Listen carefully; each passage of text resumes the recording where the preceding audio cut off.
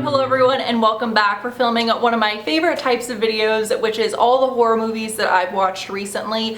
And I used to do this where I would just review one at a time, new ones I saw in theaters, but I watched so many to keep up with all of it. I just think I'm going to keep doing these monthly wrap-ups maybe every other month. So some will be ones I saw in theater, but the majority are going to be ones that you all can watch on Netflix, Hulu, places like that. Today I'm just going to be talking about the worst and the best because I didn't really find any that were kind of middle of the road, but I do in the future want to have like 3 fun buckets I can categorize them in. I've seen some movie reviewers have things like skip it, stream it, full ticket price, something like that. I want a horror movie version of that, so maybe something like kill it, save it, I don't know, but whatever. If any of you guys have ideas, I'm going to try thinking of stuff for 3 categories for how to rank these. Feel free to let me know, that'd be great. I have a lot to say about these, so let's go ahead and get into the worst horror movies I've watched recently.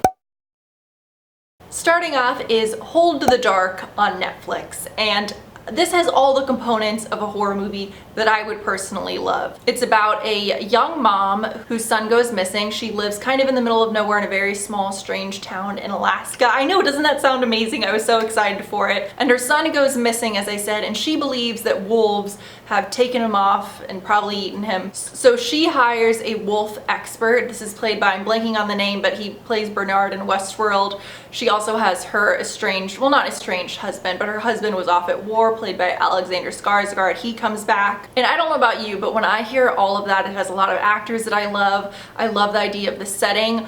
It has been rare since I have found a movie so incredibly off-putting and pretentious, and I want to say, I like a highbrow horror movie. The Witch is one of my favorite horror movies of all time. I think you all know me well enough to know I don't just like, you know, a cheesy slasher flick. It really felt to me as if the director wanted us, the audience, to just hate this movie. And it was to the point where I watched it, I didn't fully understand it, and I read some more online about it, but it wasn't one of those things where when I read more about it, because it is based off of a book and the book gives you a little bit more information about the mystery, it wasn't like fun learning more information, it just still made me more angry. And this does have pretty good reviews. I think it's at like 75% on Rotten Tomatoes, and I really don't think this is the case where it's like, oh, you didn't get it so you didn't like it. No, I cannot fathom someone sitting down and watching this movie, even if they've read the book, and enjoying it. I just hated it. Next is In the Tall Grass. Again, I watched this recently on Netflix, and this one makes me especially angry because for those of you who also maybe don't do a lot on weekends and you're alone for most of it,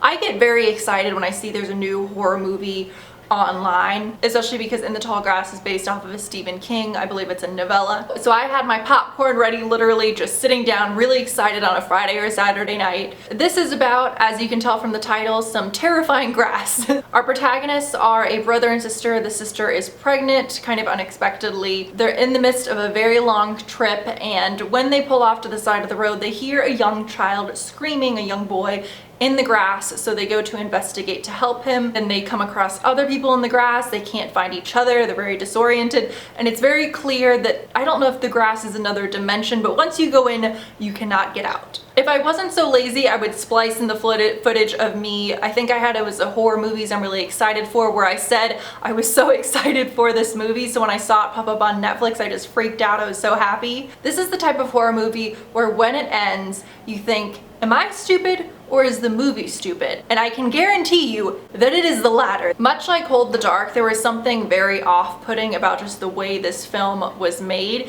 And I did like a lot of the characters, so it wasn't a situation where I was like, oh, I hate everyone, I don't mind if everyone dies. I wanted a lot of the characters to survive. For some reason, when I think of In the Tall Grass, irritating is the first word that comes to mind. You get to the end of the movie, and it feels like a huge waste of time. Nothing makes sense. You don't understand why any of it happened, aside to say that maybe it was just all supernatural. But it's not one of those situations where like the more you think about it, you figure it out, and then you're like, aha, I get it, that's very exciting, that was smart, that made sense. Granted, although you guys know I've read a fair amount of Stephen King, I've not read In the Tall Grass. Feel free to let me know if there's an explanation in the book that the movie does not have. But something about watching it just felt incredibly pointless, and I don't need my movies to have a perfect explanation at the ending, but if they don't, I at least need it to be enjoyable, and this was not. Next is a horror movie that I just watched last night. This premiered on Hulu recently, and that is Wounds, which coincidentally is one of my favorite words. Just sit there and say it to yourself a few times. It's just a great word. It sounds great to say. I was especially excited for this one because I love all the actors. It stars Armie Hammer. I know a lot of people really hate the guy, especially with the whole toe thing with his kids. Now, I don't like feet, I don't like toes, but am I the only person? If you can go Google it, feel free to do it. I feel as if I was in that camp of that very small tiny population of people who didn't think it was that strange, but maybe that's because I don't have a child, so I assume anything like that is just what all families do. I don't know. But anyway, it stars Armie Hammer, Dakota Johnson, Zazie Beetz. If that name doesn't sound familiar, she was in The Joker, which I'm sure a lot of you have seen lately. This takes place in New Orleans. Armie Hammer's a pretty shitty person. He's a bartender that he's just kind of lazy, doesn't feel bad about cheating on his girlfriend Dakota Johnson, just all around not a great guy. And one day these college students come in, one of them forgets their camera in the bar he works at, a fight breaks out, they're taking pictures, and when he takes, did I say camera? When he takes the phone back home to take a look at it, he comes across some deeply, deeply disturbing images, and then horrific things start to happen. Now, anytime that a horror movie has to do with cell phones, I'm not that excited, I'll be honest. There's a new one, what's it called? It's coming out with the actress from You, who I do really like, but it's like the app about people dying. Not super enthused about that. But the trailer for this looked good. I love all the actors, so I went into it pretty excited. The most frustrating aspect about this movie was, one, I felt like it went absolutely nowhere. Even if, again, there's no explanation at the end, I still like for a movie to feel as if it knew its way and it in some shape or form kind of came full circle. Like, you would think when I described that plot, he would come across and, you know, come across those college kids again at the beginning of the movie. No, you never see them whatsoever again or really learn much of anything more about them. Even though that's like the driving plot of the movie. It's just disturbing things start to happen. I will say the one pro of this movie, I liked this. I would say the most out of all the worst ones I'm going to talk about is a lot of the imagery was disturbing, like the wounds. A lot of that imagery I still kind of have stuck in my head, which this is a horror movie, so it did its job. That's a good thing. I thought a lot of the effects looked really cool. But in the end, this really felt like sort of a nasty Lifetime movie with decent actors. Sometimes when I watch horror movies like, say, The Witch, I think, okay, I liked that. A fair amount of people might not, or the opposite, where I didn't enjoy that, but I could see why other people might like it. This is the type of horror movie where I really can't picture the type of person who would watch this and go, I loved that. And now let's go ahead and get into the best horror movies I've watched recently.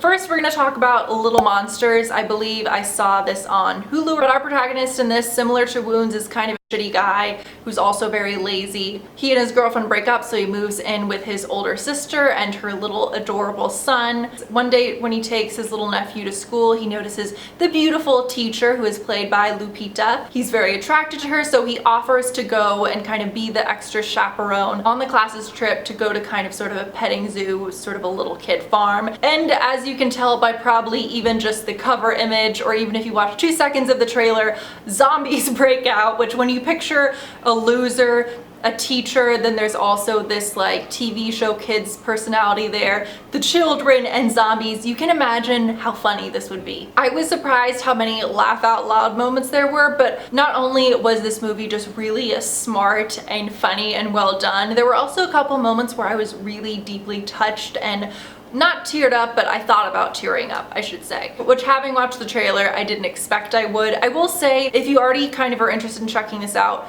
don't watch the trailer. In my opinion, all the funniest moments are in the trailer, so the trailer kind of spoils all of that. I will say, out of the best movies I'm going to talk about today, this isn't at the very top of my list, only because it's a very fun time. I do recommend streaming it, but I don't think you're going to think about it much the next day or ever again. The next movie we're going to talk about came out a year or two ago in theaters, but I watched it recently, and that is Overlord. This was, I think J.J. Abrams was, I want to say, the producer maybe on this. I didn't hear much buzz about this whatsoever. I don't know anyone else who's watched it, but this is a historical drama mixed with a really intense, gory horror movie. This takes place on D-Day. The beginning of the movie, if you like Edge of Tomorrow, you will like the beginning of this movie because it has kind of a similar vibe where you have the army forces are up in a plane on D-Day.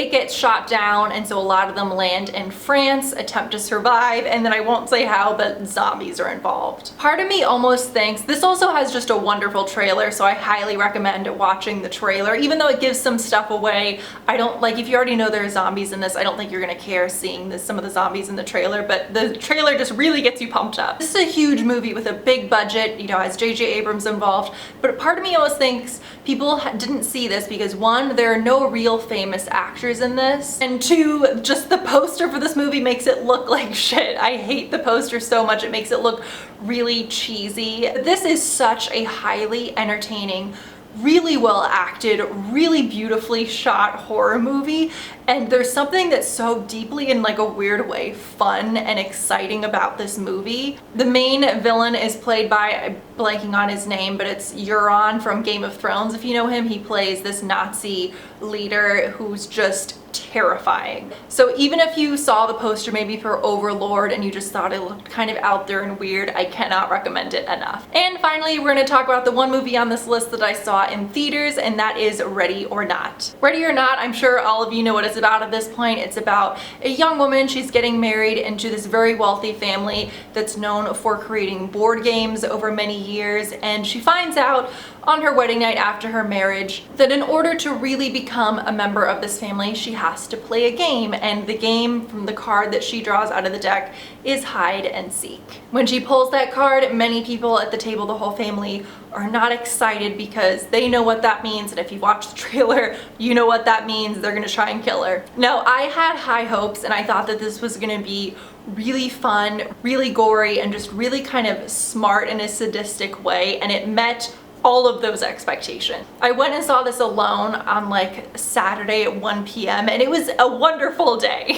Even though the movie is gory, and I have to say, like everybody else who's watched the movie, I adore Samara Weaving. I heard unfortunately a lot of people just say she's like a low budget Margot Robbie just because she's also Australian in real life and they do look a little bit similar, but I thought her acting was amazing just in her own right. The movie, even though it's really gory, and I will say I liked the fact that she got real beat up in this movie. Sometimes you see a protagonist, especially when it's a woman, and they just get a little hurt throughout it, but no, she gets like fucked up. The gory scenes in this were great, and as you can tell from the trailer, it was just hilarious. I really liked Adam Brody in this, and by the end of the movie, I was just howling. I won't say anything about the end and what happens, but personally, I was a big fan. So those were all of the best and worst horror movies I've watched recently. Are there any that are coming up in theaters or that are online, even if they're older, that you want me to watch and review for my next one? Let me know. Also, this is very random, and I don't know if I'm gonna keep up with it, but you all know how obsessed I am with pizza, so I wanted an outlet to talk about that and review it. Now, I have a full-time job. I don't have time for a second YouTube channel where I'm gonna review and